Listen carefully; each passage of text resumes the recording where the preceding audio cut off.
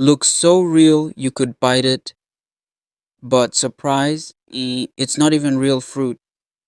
You've probably seen those insanely satisfying videos of glass-like fruits being sliced, like glowing red apples or crystal clear kiwis that shimmer under perfect lighting, and every time you wonder, how are these made?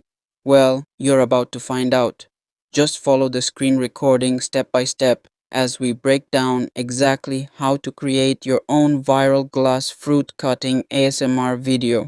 From planning your scene, choosing the perfect fruit color, and crafting that hyper-real slice moment, we're covering it all in a way that's easy, aesthetic, and super satisfying. No fancy tools, no tech stress, just clean, crisp visuals and a bit of creative sauce.